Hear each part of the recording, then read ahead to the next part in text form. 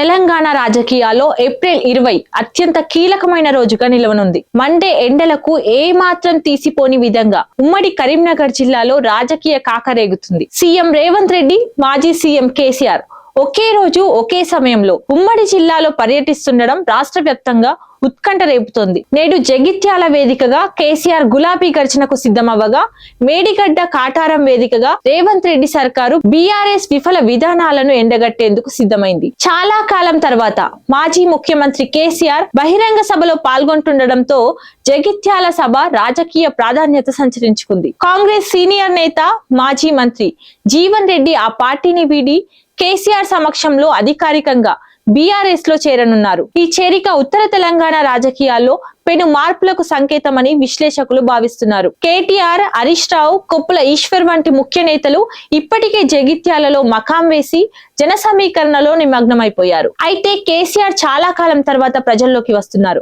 దీంతో కేసీఆర్ ప్రభుత్వ వైఫల్యాలను ఏ విధంగా ప్రశ్నిస్తారనే దానిపై సర్వత్రా ఆసక్తి నెలకొంది. అంతేకాకుండా ఈ సభను బీఆర్ఎస్ కార్యకర్తలు మరో జైత్రయాత్ర సభగా అభివర్ణిస్తున్నారు. ఇక్కడి నుంచే కేసీఆర్ జైత్రయాత్ర 2.0 మొదలవుతుందని విశ్వాసం వ్యక్తం చేస్తున్నారు.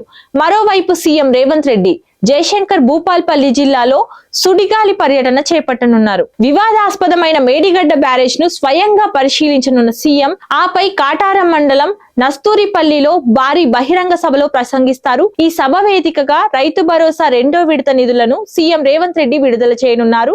మేడిగడ్డ వైఫల్యాలను బీఆర్ఎస్ అవినీతికి నిదర్శనంగా చూపుతూ కేసీఆర్ వ్యాఖ్యలకు రేవంత్ రెడ్డి కౌంటర్ ఇచ్చే అవకాశం ఉంది. మంత్రి శ్రీధర్ బాబు ఈ సభ బాధ్యతలను పర్యవేక్షిస్తున్నారు. ఒకరు పశ్చిమ దిశలో, మరొకరు తూర్పు దిశలో పర్యటిస్తుండడంతో ప్రజల దృష్టి మొత్తం ఉమ్మడి కరీంనగర్ జిల్లాపైనే ఉంది. కేసీఆర్ మార్కు మాటల గారిడికి రేవంత్ రెడ్డి పదునైన డైలాగులకు మధ్య జరగబోయే ఈ మాటల యుద్ధం తెలంగాణ భవిష్యత్తు రాజకీయ గమనాన్ని నిర్దేశించనుంది. ఒకే రోజు ఇద్దరు దిగ్గజాల సభలు ఉండడంతో పోలీసు యంత్రాంగం భారీ భద్రతను ఏర్పాటు చేసింది.